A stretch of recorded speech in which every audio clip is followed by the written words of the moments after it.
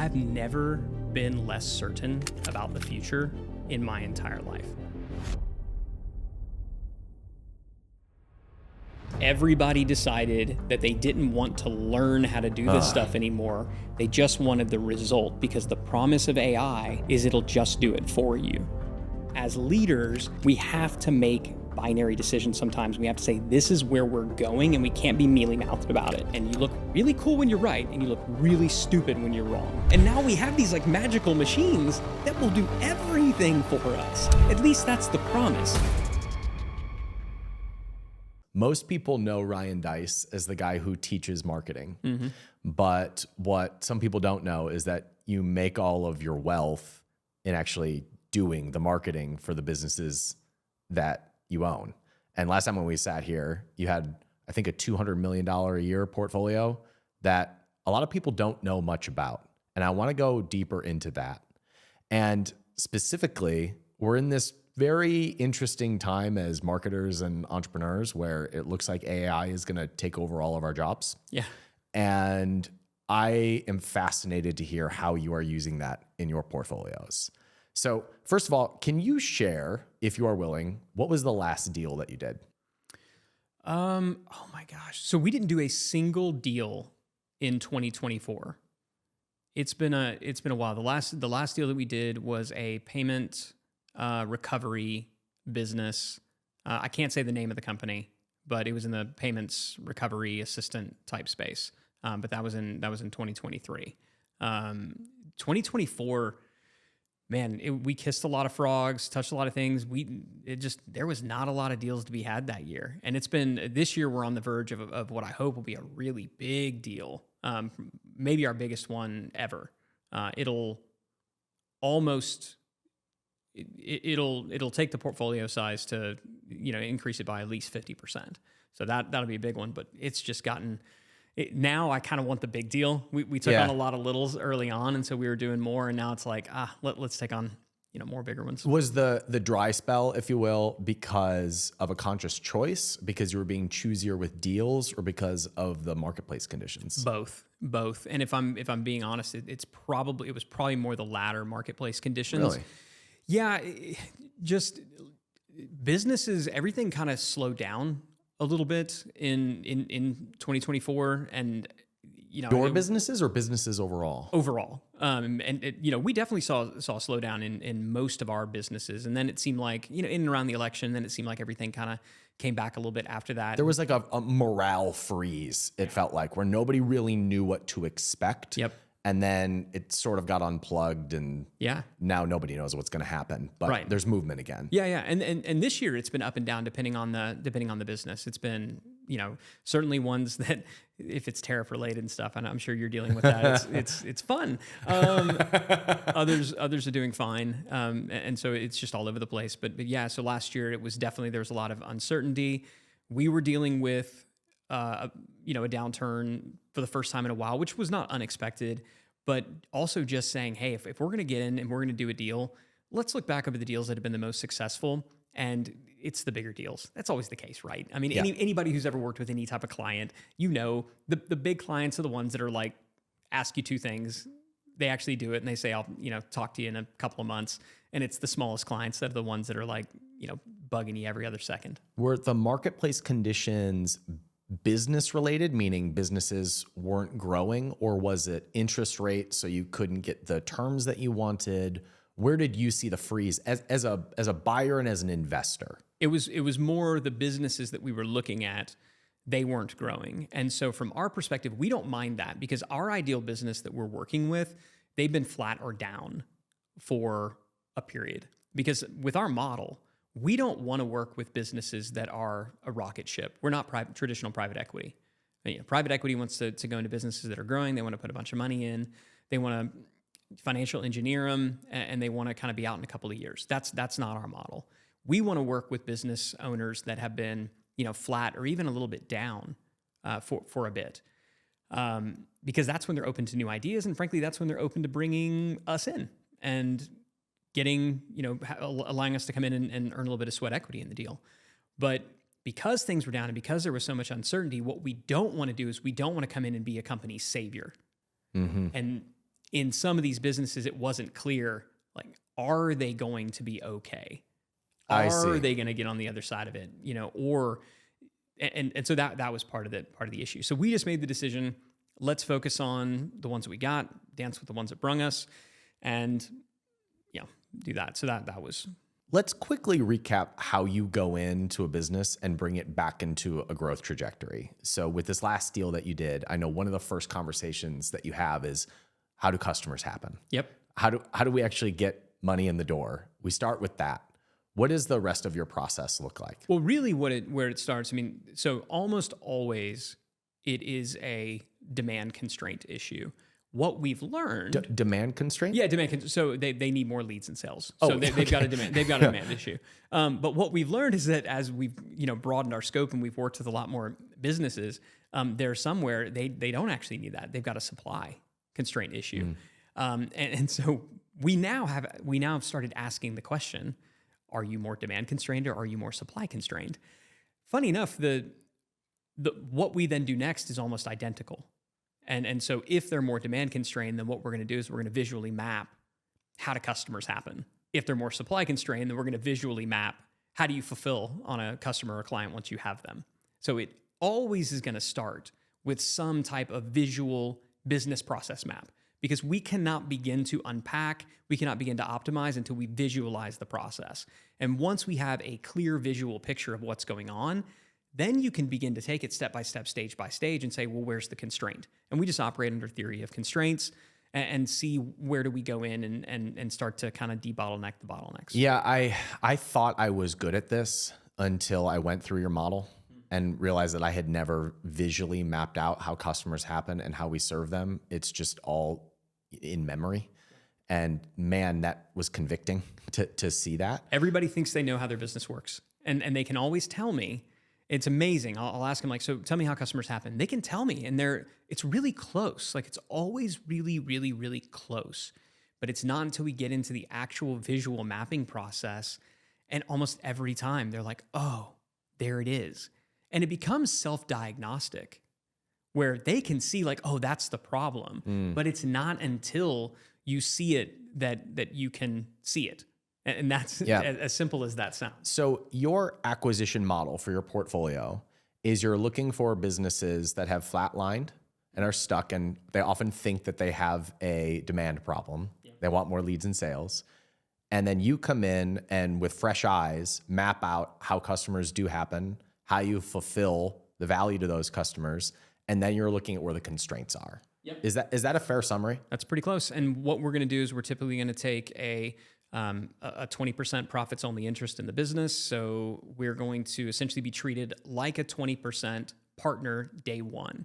Now, we don't have actual equity in the business day one because we're taking a profits only interest, which makes it really, really simple to get into the deal. And that's what we want, is we want speed. So we want to get into the deal pretty quickly. And usually we're going to be getting, in the beginning, a $20,000 a month retainer plus 20% profits only interest. Now, as soon as there's some type of liquidity event, a funding event, some type of an exit, that's when it converts into equity. Or we have the ability to do a buy-in at a preferred rate. But we like to start with the profits only interest, because if it doesn't work out, it's just a contract that can be torn up. And they can kick us out at the 6-month mark. And where that's really, really nice is that it forces everybody to underwrite the relationship. In the beginning, we were really good at negotiating these deals, and we could get people convinced. I'm laughing because I can relate to this. Yeah. And especially if you've got somebody that they've been flat for a while, they're like, oh, yes, you're my savior. You're my savior. Yeah, come on in. And so we'd get into I've lost a lot of money being people's saviors. Right, yeah. And I'll tell you, there are way more times when we're the ones saying, hey, you can have it back, than they're wanting to boot us out. But there have been times when resentment has built up because they either felt like we weren't doing enough to earn it, or maybe what we did was so front end loaded and we did it, but then we were kind of done, right? We essentially delivered the value, and we didn't have that much more value to deliver. When we put in the out clause, like the cancellation clause, where they have the ability to kick us out at 6 months, that really changed everything, because it forces us to perform, but then it also forces us to have more to give, after the fact. And at 6 months, you kind of have a sense of it's a good dating period in business. And so at that point, usually there's going to be some type of liquidity event, something to where at least some aspect of that, equity, some of that's going to be turned into real equity. Sometimes it's renegotiated, but that's usually how our deals happen.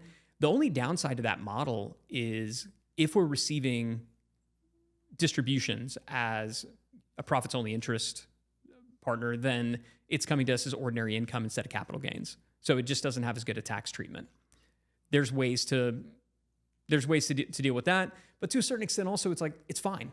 Yeah. It's fine. If that's what we're optimizing for, Right. Something's working well. It's fine. Exactly. Yeah. Yay. It's fine. Oh no, I've got all these pesky taxes. There's only one reason you have all these pesky taxes. So we'll deal with that. In almost every case, if it's a good business, we have an opportunity to buy in. We have an opportunity to convert that into actual equity, which we do. So you have your scalable model that you are using as the playbook that you're installing into these businesses that you're getting a piece of profits and sometimes a piece of equity from. Yep. And then what you're known for is that you talk about those models and playbooks to other businesses, which is also a business, but it's where you get lead flow from. Yeah, it's us getting paid to do due diligence. So we're very transparent about our entire model. So it is, we share everything that we do. And what I wrote in my book is exactly the playbook that we run when we go into a company. Obviously it's nuanced and it's more personalized and specialized to that company. But businesses will pay us anywhere between $15,000 and $40,000 to go in and run this playbook, and then at the end of it, they could say, "Great, thanks, we're good," or they could say, "Hey, we want to keep working with you on this," and then that can look like a number of different things, including but not limited to some type of a partnership deal. It's a beautiful model. How does AI mess with that? Does it enhance the process or does it threaten it? Yes. Okay. Yep. So it's one of these things where from the client side, from the delivery perspective, it is massively streamlined how we're able to deliver on behalf of clients now. So when we're doing the initial fulfillment, I have all these videos that I've created where normally we would have to say, because we have to get some information from clients. I don't know how their business works day one, and I can't go and live in their business for months at a time to understand how the business works. We're gonna have to extract that from them, and that's painful. It is, and to do that, they have to understand enough about what we're trying to do to be able to even get the right information. So they have to assume a certain amount of knowledge. They have to learn certain things. So they have to watch certain videos, which they only never want to do. Right. Which means when they show up for the call where we're trying to get this information, it just takes a lot longer to get access, to extract this information from them. Well, now what we're able to do is we're able to take AI and we're able to feed that video content, that training content into AI. So now it's really, really, really smart. And now it can ask the questions and it can interpret the answers through that knowledge, and it can actually spit out, not perfect, but it's like 80, 90% of the way there. Now, at the Scalable Company, we don't ever have our clients interact directly with AI. But our advisors, so our consultants who are working with our clients, they'll be asking questions. So let's say you're the client. I might be asking you questions and you're giving answers, but the whole time I'm actually talking and interfacing directly with a custom GPT that we've made. So if I'm the advisor, I'm talking to you, the client, and as I'm asking questions that are being fed by the GPT. So the AI is basically asking a question. I'm reading the question. The answers are coming back. I'm typing in the answers that you're giving me, or if I have voice on and it's coming through well enough, it's hearing it. Mm-hmm. It's feeding it back through, and they're essentially just facilitating a conversation between the client and AI, as opposed to a human who's smart, but they don't know everything that I know. Mm-hmm. And so they're doing their best to try to gather all the information based on what they know. And And the client's kind of doing their best based on the videos that they've watched of me. Now we've got this intermediary that's actually way smarter than I am because I forgot some of my stuff. It's forgotten nothing. And so from that perspective, it's great. What's the reason why you never have a client work with the AI directly? I just feel like at the price point that we're at and the level of service that we want to provide, it just isn't a great... Cheapens the experience. Yeah, it cheapens the experience. It's not, I don't feel like it's we call it a 7-star experience. So you can't really achieve like a 10-star experience, but even a 5-star isn't good enough. So like, can we get to a 7-star experience? I don't think that's a 7-star experience. We may get to that point where people are so accustomed to it that they like it, but not yet. Now we've got other companies like Digital Marketer where that's exactly how it works. We give people access to it, but for this one, not yet. But I mean, to your point, there are businesses that we're looking at, and I'm not going to name them, but there were businesses that we were looking at doing deals with that we backed off on because I'm like, boy, I don't know if you're going to have a reason to exist in a world with AI. So that's where I'm saying there are some businesses where you can see like AI is really going to amplify this business and its ability to do what it does, and there are others where you go, they're kind of screwed. I have had to have this moment of truth where I'm looking at, am I selling a product or am I delivering a result? And the business model up until this point has been selling a product that will get them to a result. And all of a sudden my product suite looks a little bit obsolete. And I've got to create the through line for how we deliver that result rather than sell what we've been selling for the last however many years, where people have been absurdly successful. And I want to stand up on a chair and say, look at all of these results. Look at what we've done for all these people. Doesn't matter anymore. What matters is that you can continue to deliver the result. And it's almost like the product in a lot of businesses is in the way of that result rather than making it easier to deliver that result. That was absolutely the case for, one of our companies, Digital Marketer. I mean, digitalmarketer.com for the last 15 years has been a training and certification business. And for 13 of those 15 years, it benefited mightily from being a training and certification business, especially for, the kind of the last 3, when everybody wanted to take courses and so many people wanted to be trained. Companies wanted to have their people certified. Right. And they wanted to provide access to this training because they didn't want them to leave. And so they wanted to show that they were investing in them. And so there was this whole season when, obviously I want to take these courses and obviously I want to get certified and obviously I want to learn. Well, that fell off an absolute cliff over the last 18 months. Over the last 18 months, we saw sales of our courses drop to 20%. Not drop 20%, drop to 20% of what they were before. Nothing else in the business changed? Subscription revenue and things like that was okay. I mean, churn went up maybe a bit.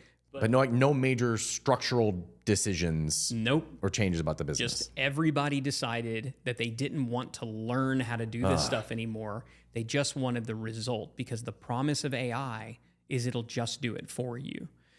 We are a people that for now 30, 40 years have been, stared at microwaves and said, hurry.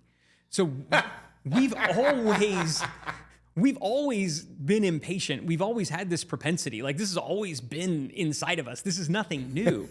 And now we have these like magical machines that will do everything for us. At least that's the promise. Now, they're not that great at it by themselves, but people don't know that yet. And so the promise of AI is that it'll just do it for you. To your point, it'll just get you the result. So yeah, if you're in the business of selling anything other than an end result right now, it's really, really hard. It's really tough. Do you think that the coaching and information business is on death's door? I think if you're still positioned, especially as an information business, yeah, your best days are absolutely behind you. And your business, hopefully position it either, if you're not going to make a significant pivot, just decide that you're going to die a slow and profitable death. That was the decision we had ultimately made at Digital Marketer before, we chose to change. Coaching, it's a little bit different. I do believe if you want to survive at the next level, it's people and it's place. So if you can be someone who is engaging directly with people and the people that you're engaging with appreciate being engaged with by a person, and sometimes this is essential. Like, I don't think AI is going to turn a wrench or cut your hair anytime soon, right? So that's a person-to-person type thing. I do believe that there are certain aspects of coaching, therapy, which a lot of coaching, frankly, does become therapy, where we still want that from a person. I know, like, take Tony Robbins, for example. He's got his Tony AI deal, and he charges like $97 a month for it. Now, that's pretty cheap for Tony. Yeah. You know what I'm saying? Yeah. So if what Tony can get for his AI, and Tony charges, hundreds of thousands of dollars a year for his private coaching, I mean, how much really can you get for your coaching AI? If he's basically saying the market rate is $97 a month. So I think people still want to deal with other people when it comes to certain services, or there's things where, no, this absolutely has to be done here. Locationally speaking, my toilet is here, it's overflowing, please come here and do that. Isn't AI, as of right now, information in itself? I mean, one of the challenges that I see kind of dancing in the information products world and AI is also overwhelming in the amount of information that it spits out. And so, like, the curation and the focus is where I see value currently. Now, will that change over the next 2 days when something comes out? I don't know. But it seems like that human-to-human interaction on top of AI is at least the play right now. Yeah, so ChatGPT just by itself is a sophomore philosophy major. It is smart. It's really, really smart. But it's very confident. And it's not as smart as it thinks it is. Right? But it's very confident. And it will tell you absolutely that this is the fact and be dead wrong.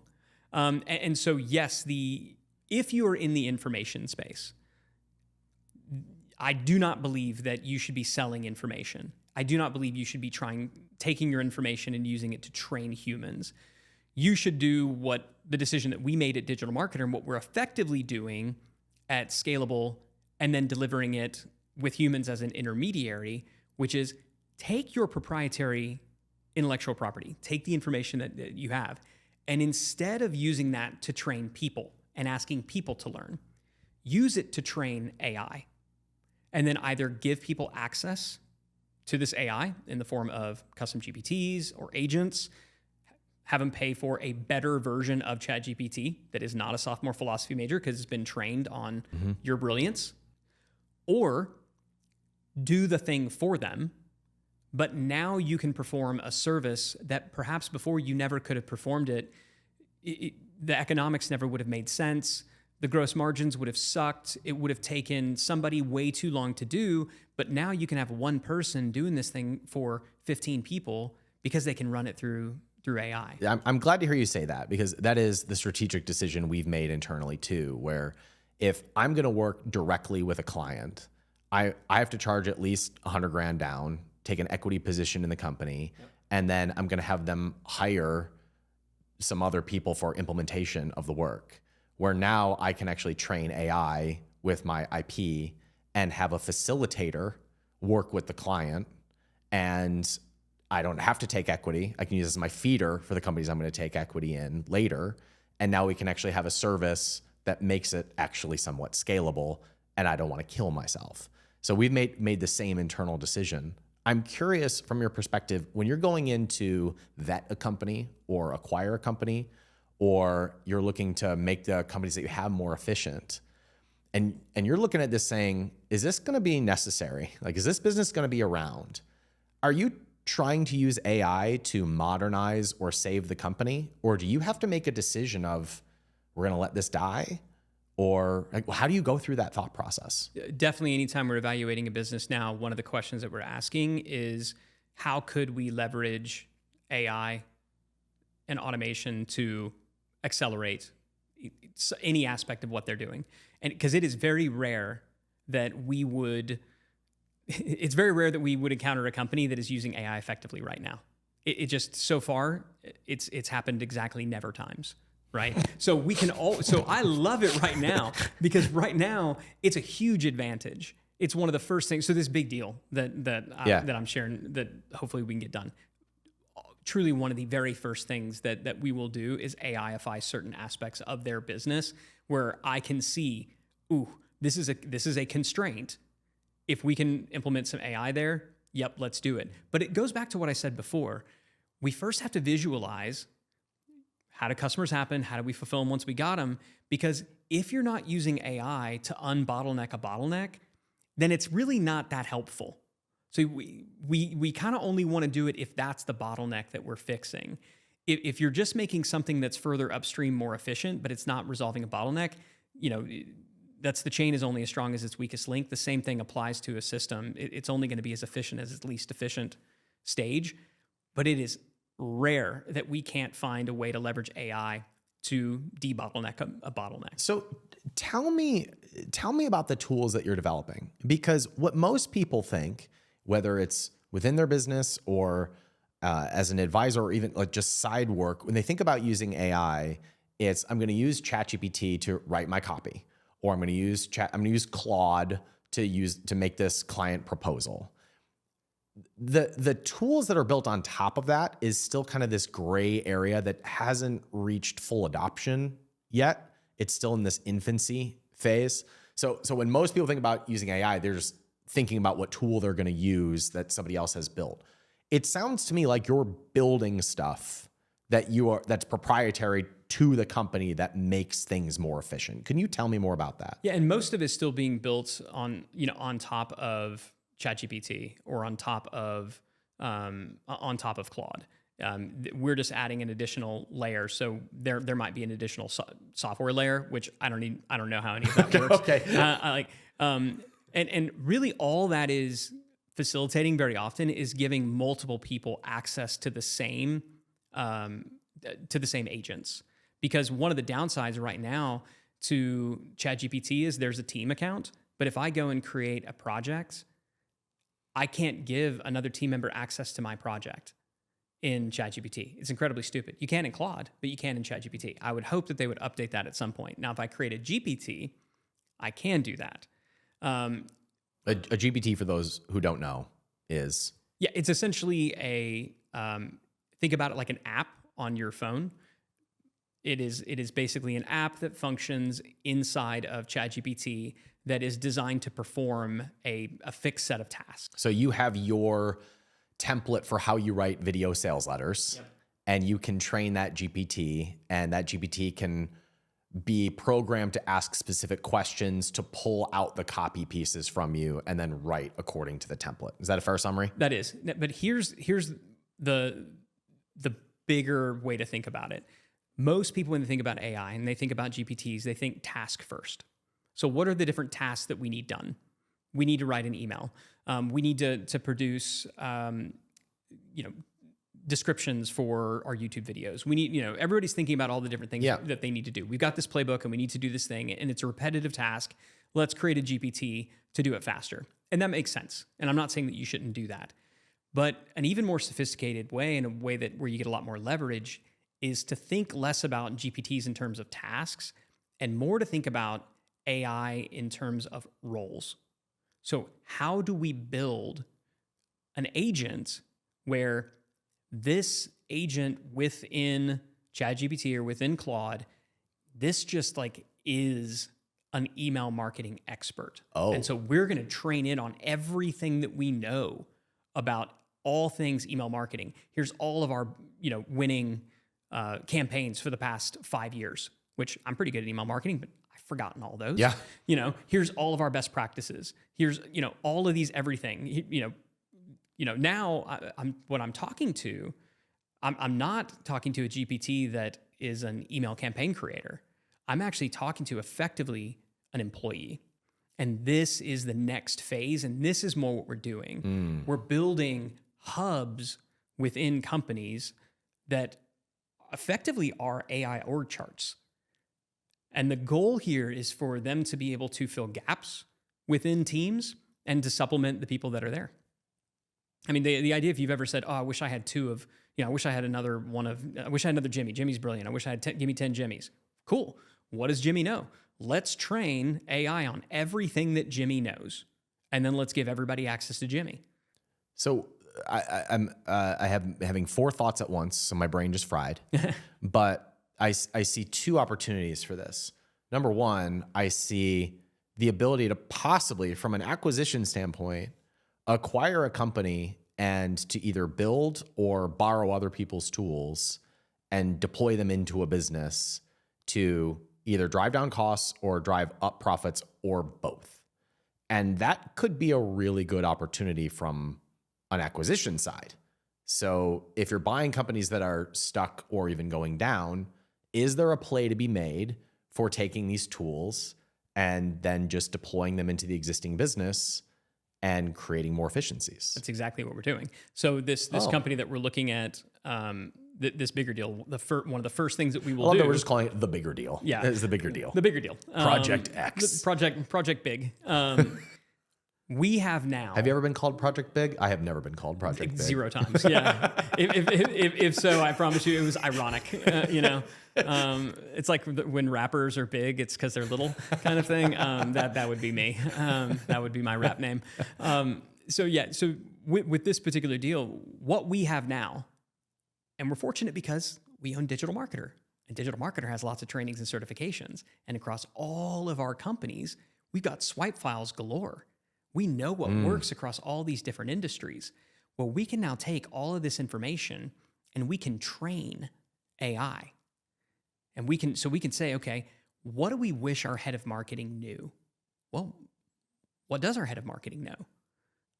Let's go and push all this information into it. And that's what you can do in AI. I mean, the whole point, like the way that you get good stuff from AI is you train it. Mm-hmm. You tell it what you want it to know so that it takes that and it layers that on top of the collective wisdom of the entire internet. And this is how we go from a sophomore philosophy major to freaking Albert Einstein. Like that's what makes this work. And so we're fortunate, Digital Marketer, lots of really, really, really great stuff. So we now have built out an entire AI growth team that we can now plop into any business that we acquire. So marketing team a little sluggish? Well, here you go. Now you have a new one. Do you see that replacing people or do you see that enhancing people? You're going to say both. Yeah. The answer is yes. And where it's happening right now is, so where it starts is, and we've already seen this, you know what? We had an open to hire for that copywriter. We don't need that role anymore. So we're already seeing people take hires off the board. We're not yet seeing layoffs happen because if somebody's already there, and I believe this to be true about entrepreneurs. Like entrepreneurs, if I've got a person and I give them a tool to make them more efficient, I don't think let's get rid of this person. Right.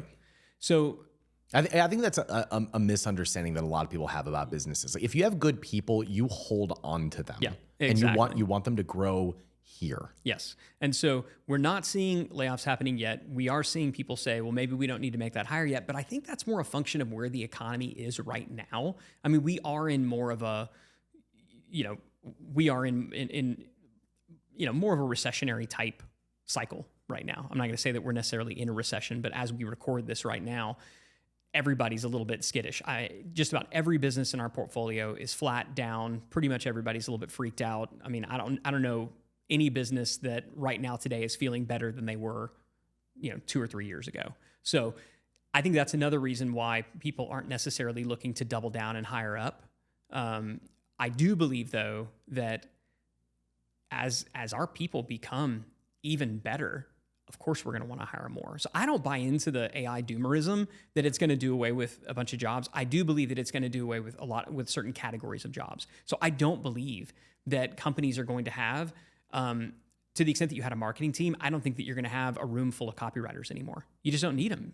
You don't need a lot of people to put out a lot of copy because AI can put out so much copy, but you better have an amazing copywriter who can review all that and make sure that it's good. So you might need 2 or 3 instead of 10, but you'll reallocate that budget to other places. Right, exactly. So I once heard you, I think you were the first person I ever heard use the phrase profit center manager. Is that right? Yeah. This is like a core piece of your company's, at least for a while. Yep. I can see that role making a lot of sense with well-trained AIs where, okay, that person's job is just to make sure that email campaigns are really good and they're going out. And now they don't even need to understand copy. They just need to be the manager of that department. And it's like they have a bunch of mini copywriters that are working for them. Yep. You can really get flat with a lot of your organizations if everybody on your team now has access to this just amazing base of talent, and it's essentially walking with them in their pocket all day long. And so that is a game changer. The hardest thing in the world is teaching lower level and entry level employees to use AI because they, in many cases, fear it. They see that it can replace them, and they're not always the best at using it. So far in my experience, people with high executive ability are great at AI. If you are used to telling human beings what to do, you're great at using AI, right? If you've got high executive function, then you're typically pretty good at AI because it's just telling a person what to do. If you're used to sitting back and being told what to do, then AI is scary because it essentially sits there and is like, what do you want me to do, boss? And the vast majority of the workforce is used to sitting back and being told what to do. So I think what we're going to have to, everybody's talking about, oh, there's this massive retraining that's going to take place. The retraining that's actually going to take place is in trying to get people to not just to learn AI, it's really to learn an entirely new way of working. And there's just a lot of people out there who don't have high executive function. They're the ones that are really going to struggle. And I think they're the ones that may find themselves out of work. I keep coming back to this question of what is this going to do to valuations and what opportunities does this present? And I think the answer is if companies build on top of the technology, their profits are probably going to go up and their valuations are going to go up. Yep. But as it exists today, if nothing changes, valuations are going to go down real quick because they're just not going to be able to keep up. Like demand for those services are going to go down very quickly, as you saw at Digital Marketer. Would you agree with that assessment? Yeah, companies will either go to zero or they're going to go way up. There's going to be almost nothing in the middle. And I think that really is that's what makes this so brutal. And it's what makes it unlike, I think, any other time that we've ever seen. So if you go back to like the global financial crisis, right? 2008, 2009, that was really scary. Stock market crashing, people getting laid off, people losing their homes. That was scary.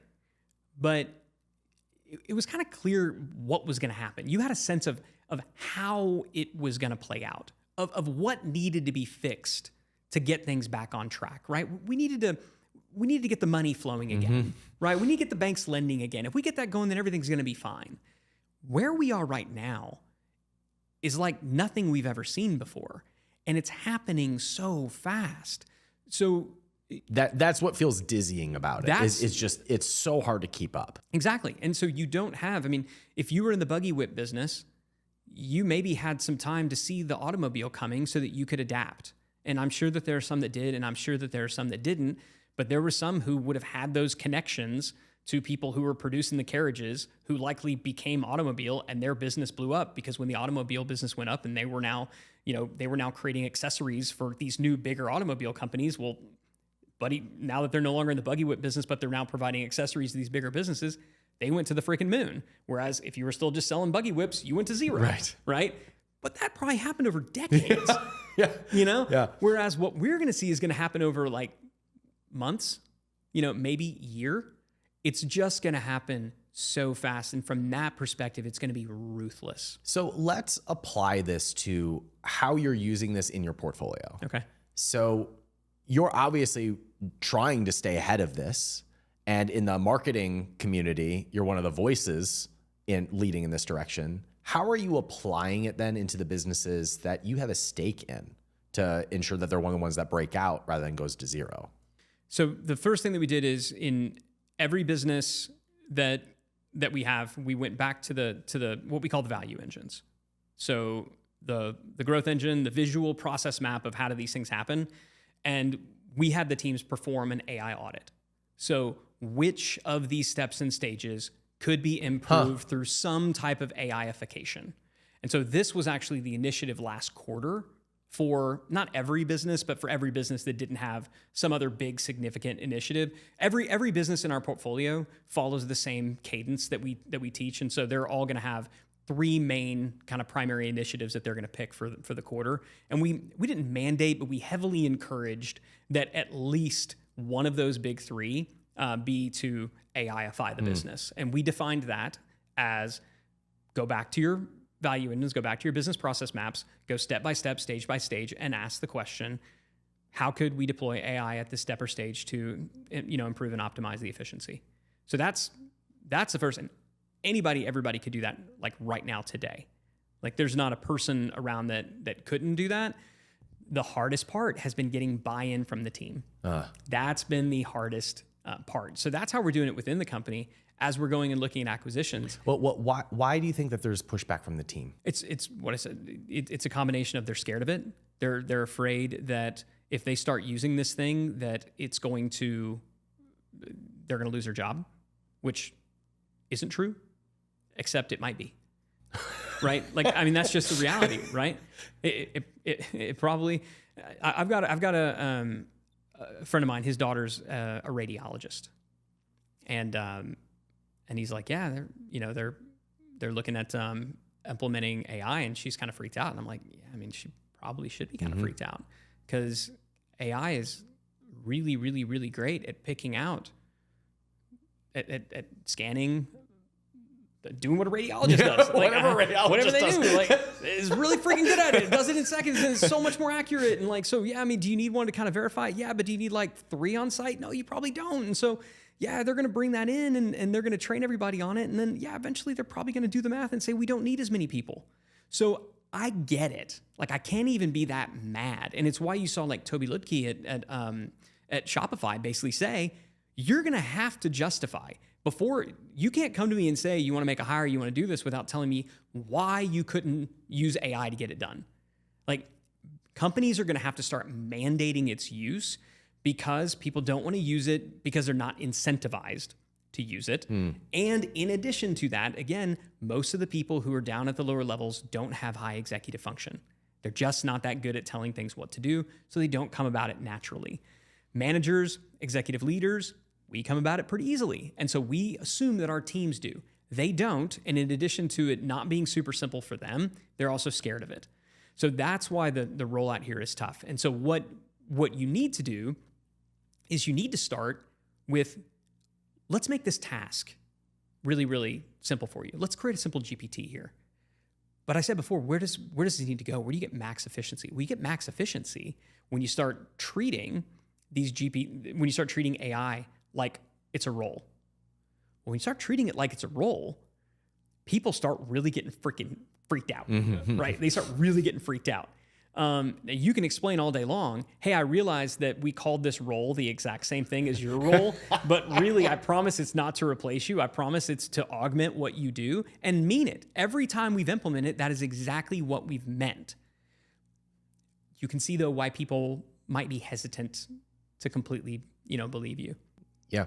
I mean, it seems like I have a team of 8 people, and I'm thinking about, I mean, I don't just mean this because we're recording. Every person on this team, their job will get better and easier because of AI. But in a big company where you have multiple layers of management, I can see that collapsing really quickly. Yeah. So in those bigger companies, I see why that fear is there. You said the first thing you do is you make them do an AI audit. And then you started to say, and in the acquisition side. On the acquisition side, we're really interested in companies that have not yet. That haven't yet implemented it, because that now is an advantage. It's sort of like in the past, I still do love businesses that they're succeeding and their marketing clearly sucks, right? I mean, you've seen this as well. I love physical product brands that just are doing terrible on Amazon. Because it's like, oh, bring it to me. Yeah. I know what to do here. Yep, I'll do an old number 7. We'll throw a 14 at it. I mean, it's like I got a couple little tricks I can pull out of my bag and bing, bam, boom. This thing is like, to the freaking moon. So the new thing that we can bing, bang, boom is AI, right? So it was like really, really simple. And I think most people, whether you're a consultant or an agency, you kind of have the stuff that's in your bag of tricks that you can pull out to get you a quick win. That now for us is AI. It is very, very rare that we walk into a company that we can't find something within that business that we can throw AI at that's not going to have a really significant, meaningful impact. Yeah, it reminds me of 2008, 9, and 10, like the local business boom. Yeah. When you have a second grade level marketing knowledge, go into any local business and you can bring them leads. And all of a sudden a new industry was created. It's like, you don't even have a Google local listing. Like, I can literally just make you magically appear on the Googles. Yeah. Would you like to appear on the Google machine? Yeah, it is kind of like that. Yeah, you're absolutely right. And even before that, I remember, when I got my start in 1999, 2000, it was like, you don't have a website. How would you like to have a website? You could appear on this new thing called the internet. We're sort of there. It's just now it's happening internally. This is the first time I've heard this positioned as an opportunity in the marketing space, because we see it writing copy better than us. We see it doing email flows better than us.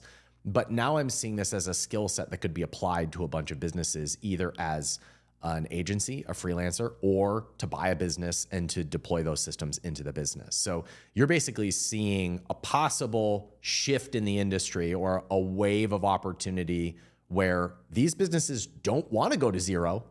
They're probably going to be willing to pay for help in modernizing their businesses with AI. Would you agree with that? If you're an entrepreneur, this is only opportunity. I mean, yep, is it scary? Yep. Will there be winners and will there be losers? Of course.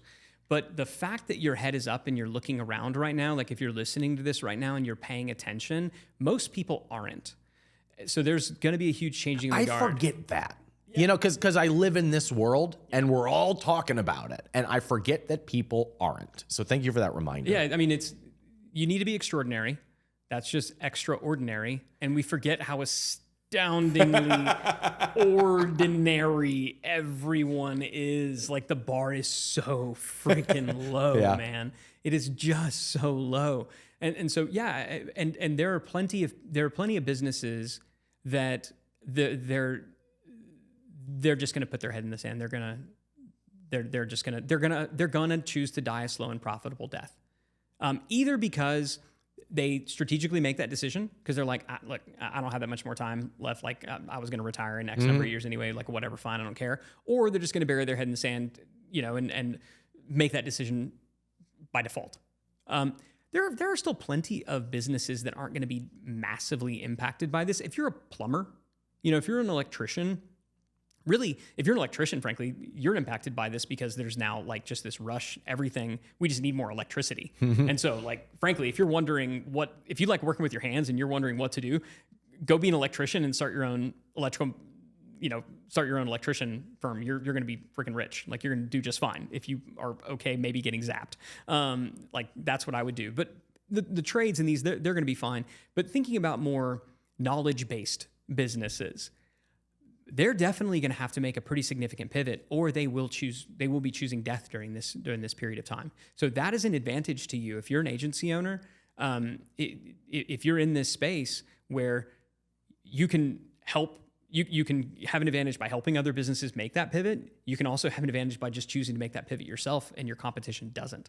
It seems like the obvious step that most people are doing, and we did this at Capitalism, was you train a bot. You train an AI agent to speak on that person's behalf, take all their expertise, answer questions, like Tony Robbins has his $97 a month thing. That seems like a first logical step for a lot of businesses. Where do you see the other obvious things that are either coming or that you're doing right now in the portfolio? So I would start with whatever the role is that you wish you had more of. So that is the question to ask. And it's almost always going to be, so you're going to start with the founder CEO. I'm fortunate, you're fortunate in that I've got a lot of work that's just out there in the ether. I've written books, I've been on podcasts, I've got videos. And so it's pretty easy to take a lot of my stuff and to train an AI and to have AI Ryan. But what this means now is there is an AI Ryan, and it's synced up now to Slack. So instead of people asking me a question, they'll ask AI Ryan first, which saves me a lot of time. And frankly, more times than not, it's better because I've forgotten a lot of the stuff that I know. I just have. I don't remember. truth be told, there's times I ask AI Ryan questions. So that is definitely a place where I think it can be a really quick win for these companies and other people within the organization. Same deal. Like, you are so incredibly valuable, head of this department. I wish we had 2 of you. Let's figure out how to train a bot around everything you know. The thing is, there just needs to be so much trust there that person doesn't think that they're going to get fired. One thing that's coming to mind for me is I am fairly good at email marketing, right? And I have a few campaigns that I know when I run them. I change the story, I change the offer, but the structure is mostly the same.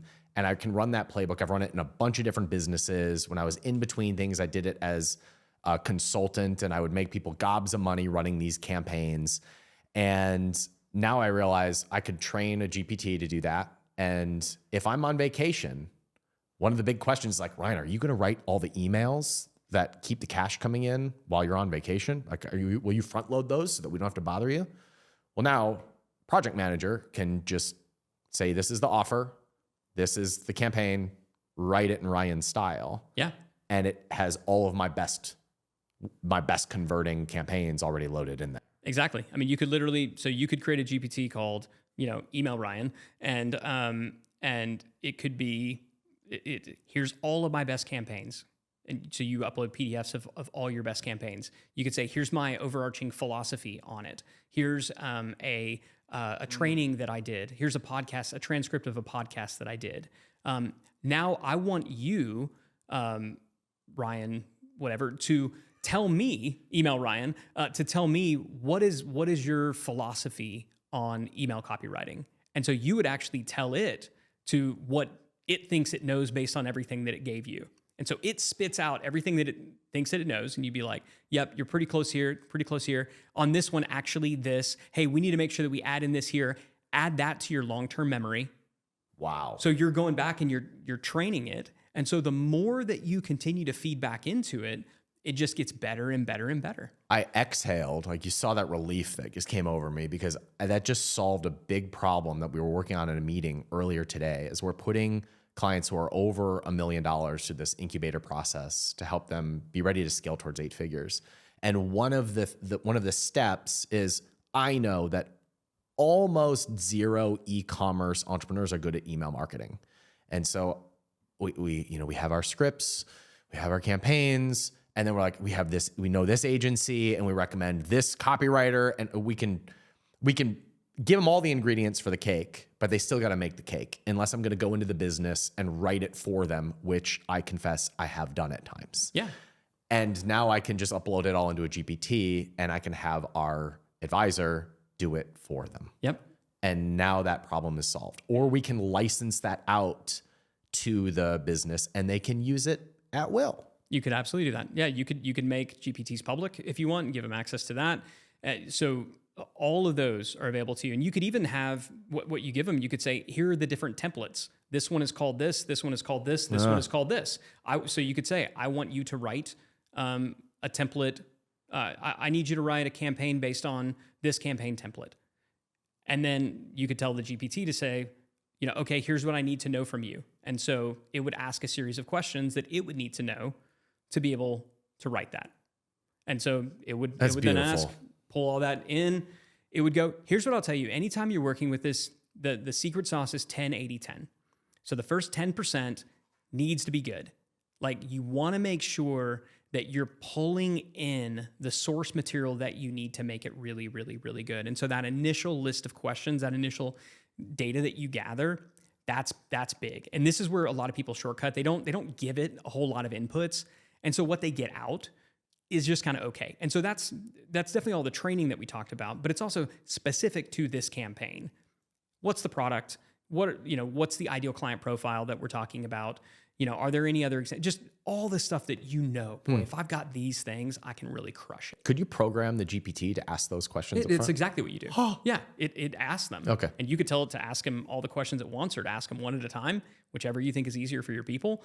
And then, so that's the first 10%. Then it does the 80%. And then all you really need is a pretty smart person to just review it for that last 10%.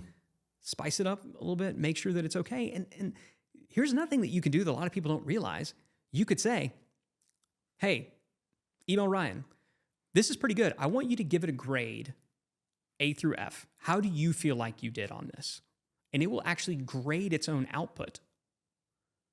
And it'll be pretty honest and pretty transparent. You're like, okay, what would need to be true for this to be A pluses across the board? Well, we need to improve that. Okay, what would you need from me to be able to go back and, well, I need to get this. And it'll tell you other information that it might need to be able to kind of plus it up. So it's not like it gives you the output and you're just done. You can keep working with it. And that's where if you've got somebody, who really knows what they're doing, that's where they can really add to the process. I came into this conversation like not really sure how I feel about where AI is going to be implemented into our company. That just blew my mind. Like that just solves so many problems that we're having in the service to our clients. And so now I'm curious, is there a third layer? Because we talked about the first layer being you train an AI version of you, then you train the role. Is there a third layer? The next layer, and it's not quite here yet, is full agents. And so what an agent is an agent is AI that is truly acting independently. So it's not you going back and forth and answering a bunch of questions with the GPT in a constant chat feed. It's you saying, I need you to do this task, and it just does it. It'll go and pull research from wherever it needs to go, and it functions multi-threaded, doing everything that it needs to do. That right now, there's tools out there like Manus and that's coming online. Its agents aren't yet built into like ChatGPT. And so this is another layer that isn't quite here yet, but that will be that next layer. And this is kind of when it gets a little bit scary because this is when it's like, ooh, this is starting to look a lot like a person. This is starting to just do the thing without needing constant human intervention at every step of the process. So give me an example of what that might look like. Well, just instead of you saying interfacing with a GPT to produce this email campaign, you would say, going back and forth and asking all the questions, you would say to the agent, which again the UI is different in how it functions. It's actually a two-pane thing because there's how you chat over here, and then you can see the work that it's doing in the field on the right, the table on the right. But you would say, I need you to go and produce this campaign. Everything that you need is in this folder over here. And so you would just link over to like a Google Drive folder. And it would do that. If it felt like it needed some additional information, it would go and do a Google search for it. It might log into your CRM to pull information about that client, to just go ahead and just get the information without you having to feed it in. This is something that a GPT can't do, but an agent can do. It can log into individual accounts, do independent research and analysis outside of ChatGPT. It really is like a human. So an agent could log into your email, sort it by category, make recommendations for how to respond, and draft sample emails for you to approve or edit. Oh, absolutely. Yeah, that would be super, super simple. A very easy thing to do. Yeah. There are tools right now that can do that. Oh, okay. So 6 months out.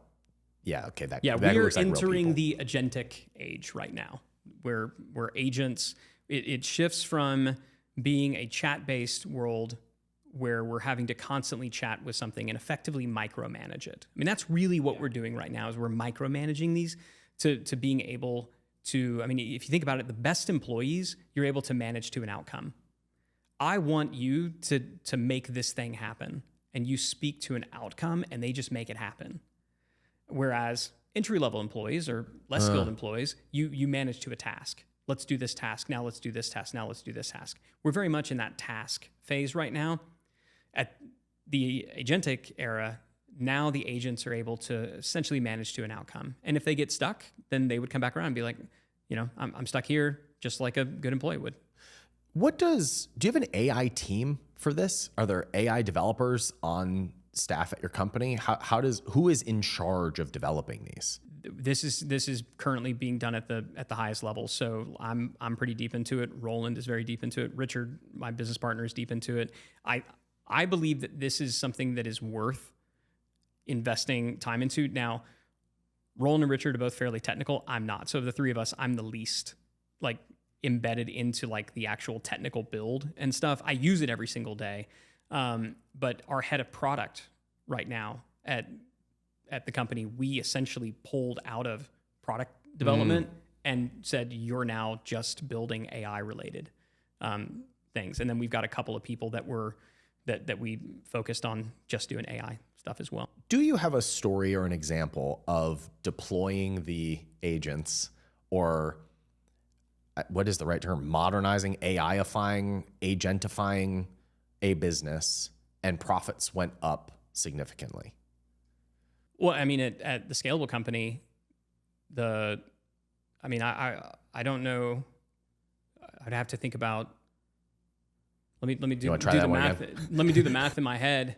No, I'm trying to do the math in my head because we haven't really run it yet. Because this is all fairly new, right? So I don't have the hard numbers, but the average advisor could manage, let's say, 30-ish clients at a time, right? And the average client took 22 weeks to go through the process. Now the average client is taking about 8 weeks to go through the process. So, and they're able to do, it's looking like 40 to 50 at a time. Now, we still have to be a little bit careful about overloading them with the volume because they're still talking to them. So we don't want them to, but just the throughput is so much greater. So what does that mean? That means that our gross margin in terms of what we're able to produce from a services perspective probably just doubled. Now, we had pretty decent margins to begin with over there. So how much is it going to increase the profitability of the company? Not like gobs and gobs, but it's still pretty dang good. And this is another case of we had on the books, we need to make a hire. We need to hire another consultant. We need to hire another advisor. Oh, no, we don't. We don't, because our folks just became, the capacity just went up by at least double. When it was taking 22 weeks on average to get a client through the system, and now it's 8, like that's a lot faster. Yeah, we've thought internally that one of our advisors could manage maybe 10 accounts or 10 clients, but now it would make sense that they could manage at least double that. Yeah, probably with a much higher level of service towards the result that the client wants. And that's exactly it. The output is better. So this has been going on for us. That's what I'm saying, man. This is happening so fast. This happened in February was when the mandate went out of, okay, we need to look to AI-ify this. And so it got implemented just like 60 days ago. Like, so that's how quickly this stuff is happening. That's why I don't have the numbers on it, but like, it's looking like, okay, now we're seeing clients, just that first batch of clients that started 8 weeks. So what this conversation has done for me is it's made me feel optimistic about the wave, because we can all feel it, but it feels really uncertain. This has given me clarity about how to use it to make our own business better, but also help our clients at a greater level of service faster. Where do you think this is going? It's so fast moving, but where are we in 2 years? Can we even see out that far? I've never been less certain about the future in my entire life. It's really weird. It's really, really, really weird. Not certain doesn't necessarily mean negative. Correct. Yeah, correct. But where we are right now, so much of it's going to depend on what happens with these agents. So I think I'm going to be able to answer that question far more clearly in 6 months. Because if the agents do what they're saying they're going to be able to do, then I think in 2 years, there is a good chance that you're talking about 50% of knowledge workers effectively being, irrelevant. Now, I don't think that they're all going to get laid off overnight, because at some point it's just bad PR for companies to let that many people go, right? They won't necessarily, need to. But I do think that it's going to be a significant challenge for any entry level people doing like anything. And like, what's the overall like ripple to the economy? And like, what does that mean? I think it's going to be weird for the next 2 years because we're going to see a lot of shift happening without the gains necessarily creating the new opportunities at the same time, right? So there is going to be that transition. If the agents don't quite deliver, and I think there's probably a better than 50% chance that they don't deliver quite as well, as people think, because the fact they got to go and log into this and do all these other things, like there's so many points of failure there where they can screw up that if it stays more or less how it is, then what we're looking at is significant but still marginal gains over what we have. So people becoming double, triple as efficient as what they are right now. If that's the case, then yep, you're going to have some businesses that go away that do not adapt. But what you're going to have for every single business is, oh my gosh, it's going to get a lot more profitable. Margins are going to go up. Like, and it should happen across the board to almost every business. Like, this is huge for the economy. This is huge for growth. And I don't think, again, knowing what I know about entrepreneurs, knowing what I know about me, I don't think that people sit around forever and just say, well, I've got this person that they were only able to crank out 6 widgets and now they can crank out 20. I definitely only want one of those. Like, no, like I've got an investment that's generating a significant return. I want to put as much into that as possible. That's right. And so if we're dealing with more predictable but marginal gains, then I think that it's going to be a massive boom. And where we're sitting is, across the board, everybody's doing better than they are right now because everybody's just more efficient because these tools are just great. It's like what happened with the internet. When everybody got on the internet, everybody did better. Except for the businesses that didn't get on the internet. Right? I mean, like, it was kind of like, and as everybody got on the internet, it was just like, woo, look, there's more people on the internet. And there's more like people buying stuff on the internet. And like every business is on the internet is doing better. Like, look, this is great. Like, who was it bad for? Like, freaking nobody. Like Blockbuster, right? It sucked for Blockbuster. Like, damn, sorry, right? Like, but for everybody else, pretty sweet. I think that's kind of what it's, I think that's the most likely scenario. But unlike the internet where you had years to adapt, I don't know if this is going to give you quite as much time, because I think the consumer expectation is going to be that you better deliver really, really quick. And if you don't and your competitor does, then all the value is going to accrue to that one.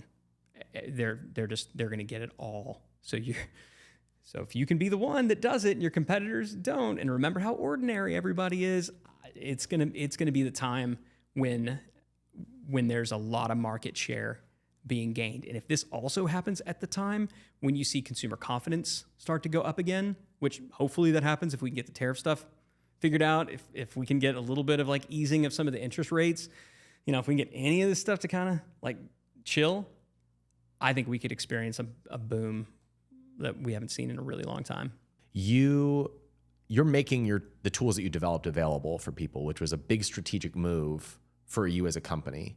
Would you share a little bit about that offer and that decision? And then I want to ask you some questions about it. Sure. So we had a meeting at middle of February, a strategic planning meeting for digital marketer in particular, because for 15 years, digital marketer was in the training and certification space. Sales had fallen off a cliff, and we had to make the decision, like, what do we do? Like, what is this business going to be? Because post-COVID, when everybody bought courses and now less people are buying courses, I mean, that's fine. We'd expected course sales to come back a little bit, but now we're in the AI era, and it's like, we realized this had kind of changed everything. You realized it was not coming back. They're not coming back. And so we had to make the decision, do we let it die a slow and profitable death, or do we make a pivot? And frankly, we didn't know what a pivot looked like. And so we made the decision then that we were pretty much just going to let it die a slow and profitable death. So anybody on the digital marketer team, if you hear this, like, we decided not to do this. So don't worry. But we did. We were like, let's just start to pull resources away, because I don't know what it looks like. We've got a lot of members, good, solid monthly recurring revenue. Let's continue serving the ones we got, but let's not try to add any new ones. And let's just let it be a super high margin business and just attrition out. That was the decision that we made. Fast forward like maybe 2 weeks. I've been trying to get a little bit more serious about my personal brand, something that I've been meaning to do for, I don't know, since forever. And a buddy of mine gave me this like course on like personal branding. And I remember seeing it and it was like 6 hours. I'm like, oh my God, 6 hour course, kill me. Like, I don't have time for this, which is not a good sign. Again, if I'm thinking this and I'm in the course business and I got time thinking that. So I was like, I don't want to do this, but I got an idea. And so what I did is I took the videos and I ran them through a transcription service. And I took the transcripts and I uploaded them. I posted them all to ChatGPT. And I said, you are now brand expert. So I created a project. I created GPT that is brand expert and that is now trained on my friend's course. And I said, I want you to walk me through this course. And in probably an hour and a half, I had all the output created. In way less time than it would have taken me to go through the course, I just had the thing done. And I thought then, I was like, oh crap, this is the future of digital marketer. Instead of having these courses and this intellectual property and trying to teach people, we should be teaching AI and give people access to the AI. And so I came back to the team. I was like, this is what we need to do.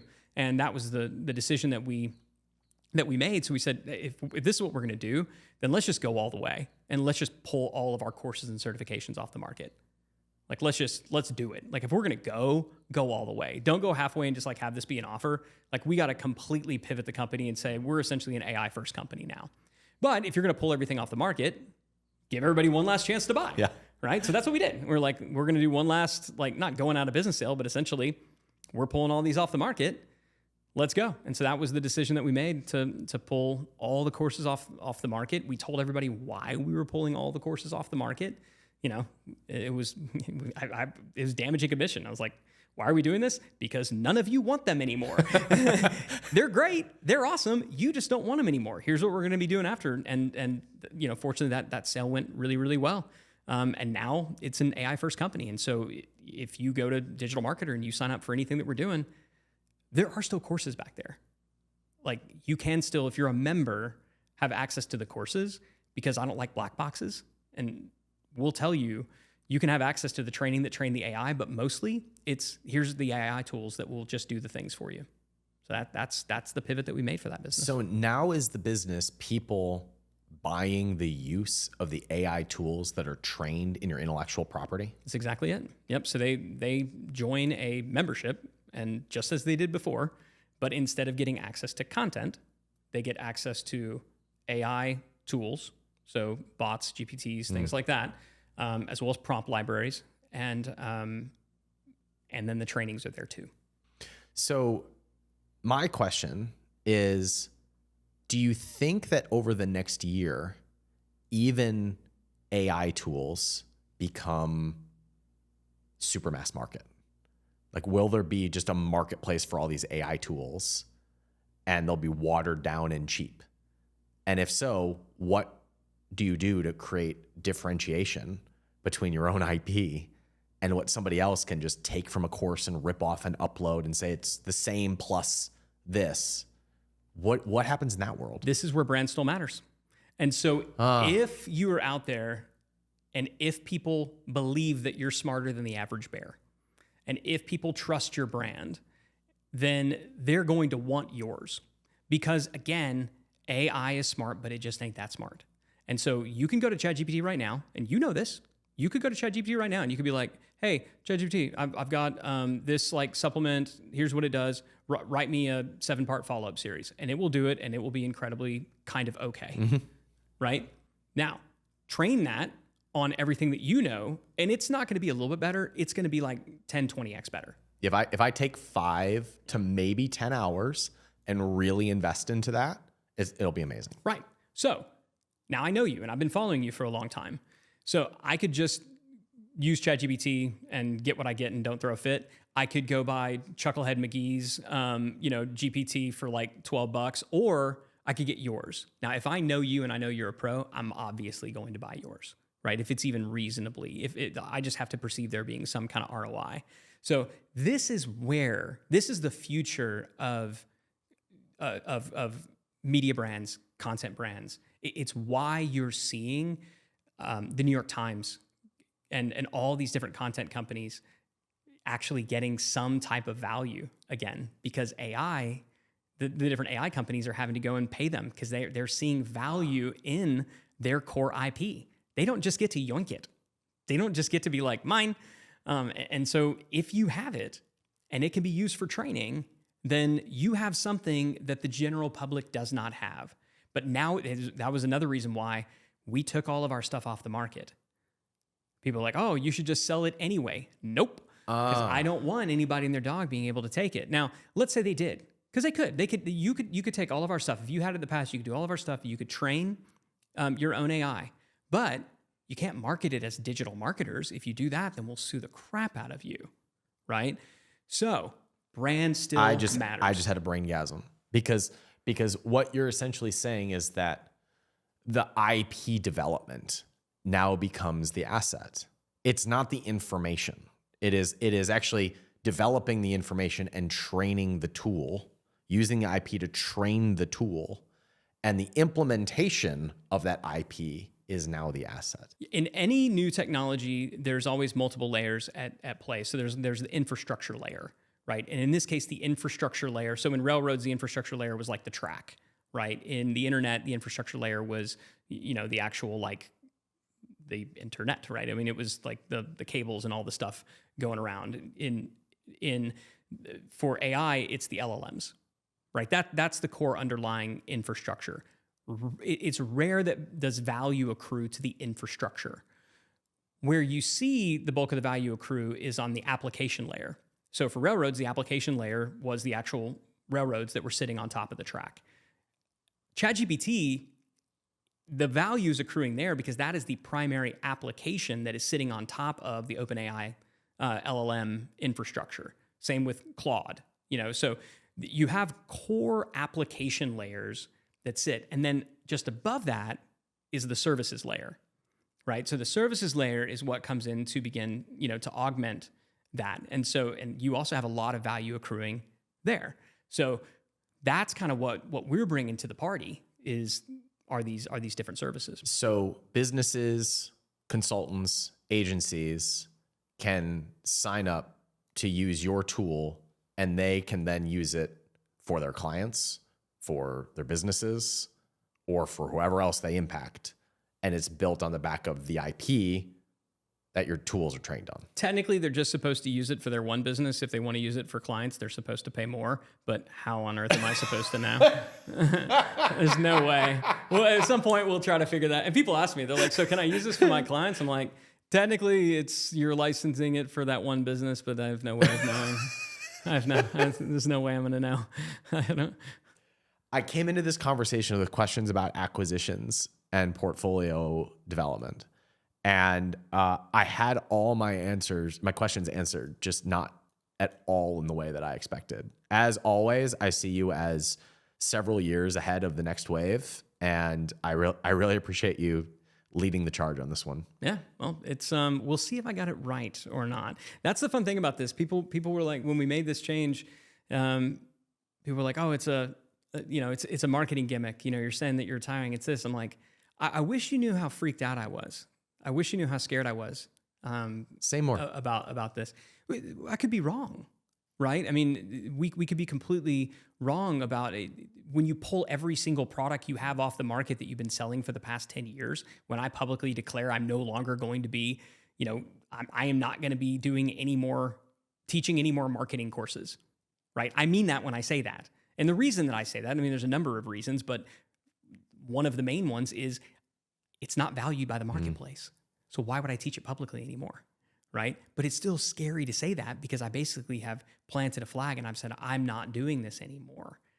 I've done that because I think it's the right decision. And I think as leaders, we have to make binary decisions sometimes. We have to say, this is where we're going and we can't be mealy-mouthed about it. We just have to do it. That's the only way we're going to get the team behind us. It's the only way that we're going to get our clients and customers behind us. We got to go all in. And you look really cool when you're right, and you look really stupid when you're wrong. So we'll see. Time will tell if we got it right. That's what's fun about doing podcasts like this. We can look back and be like, oh my God, what a jackass. He got that way wrong. Well, I've known you for 15 years, and The only thing that I remember you getting wrong was that you said that Rick Santorum was going to be the next leader of the Republican Party. Did I say that? Yeah, you did. You Yeah. did. I thought you were crazy on that one. Yeah. But I find you highly persuasive, and so I paid attention, and I don't think there was ever a worse candidate for the Republican Party. So you have that one where you got wrong, and I think that actually legitimizes all the other things that you got right. Otherwise, I would just think you were a robot. I have no defense for that. That's utterly indefensible. I'll hold that against you for a long Please time. do. Yeah, I'm worthy of it. Yeah. Ryan, I so appreciate our time together. Thank you for being here. Yeah, thanks, buddy.